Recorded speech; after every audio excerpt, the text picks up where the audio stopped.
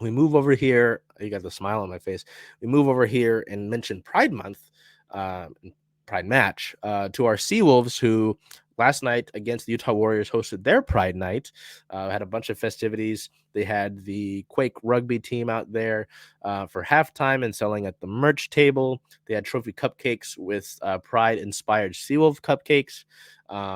Miss Olympia? No, I believe it was Miss Olympics. Washington was there. It was a fun night. It was a really fun night. It was a fun night because the Seawolves won as well. June 4th versus the Utah Warriors, a 27-20 win. Our player of the match, pardon me, was probably could be player of the month. Wing Ina Futi.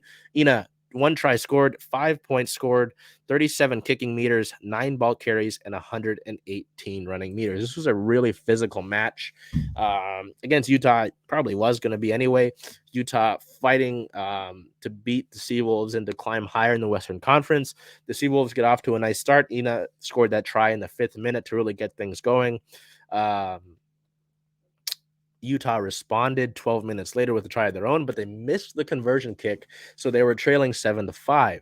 On a penalty, Samu Manoa, the hitman, would score off of a passes from, I believe it was first Jake Turnbull, and then it was Rhino Herbst. Rhino got the pass to Samu. Samu barreled in, scored that try, and would put it at 14-5. Utah would be able to score towards the end of the half with some great passing downfield, sending us into the half with the Seawolves down by, I believe it's just a point. Yes, it was 15-14. My apologies. The second half was kind of slow. The next two scores were both by Jordan Chait on kicks to put it at 20-15. It was then just kind of a slugfest as the Seawolves really just kind of grinded out. That Seawall defense was huge. The Warriors were knocking on a few times down on the try line, down trying to score. The Seawall defense came up really big to get the ball out and sort of reset possession. My apologies.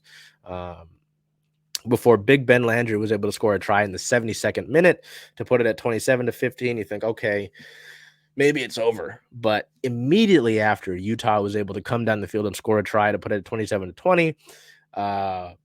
Seattle was able to grind out the rest of the match there with the ball right down near the try line and were able to finish it out 27-20. And they clinch a playoff berth. They are playoff bound. They've got 2 games left in the regular season,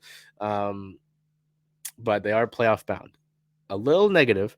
There were some noticeable injuries in this match. AJ Alatimu had a visible limp as he left the match at half and had ice on his knee. MJ Mazamu Majola had a arm sling at half. Rhino Herbst had a arm sling post match. But it does appear we might get Rico Hadding back next week when the team hosts New England, who's at the top of the Eastern Conference. But the big thing for this Seawolves team has been their depth. Hadding talked about it with me post game, mentioned how, didn't really have this sort of depth last year and how so many guys came into this match and really made a big difference to come in and help with those guys injured.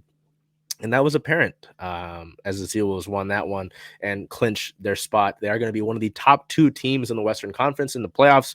There's still a slim chance that they get the first seed. There's some things that need to happen these next 2 weeks, and it's not going to be easy these next 2 weeks. The Seawolves sit in a 12-2 record at 58 standing points. They're second in all of MLR and second in the Western Conference. Next, I talk about conferences. Their next matchup is June 11th at Starfire Stadium versus the New England Free Jacks, who lead the Eastern Conference and are tied with the Seawolves in the league at 58 points. That game is at 7:30 p.m. Pacific time. That's a big showdown. And Seattle has 2 of those to close out the regular season because the last game of the regular season is on the road in San Diego against their arch rivals, the Legion, who lead all of MLR and they lead the Western Conference. So it's not going to be any easy.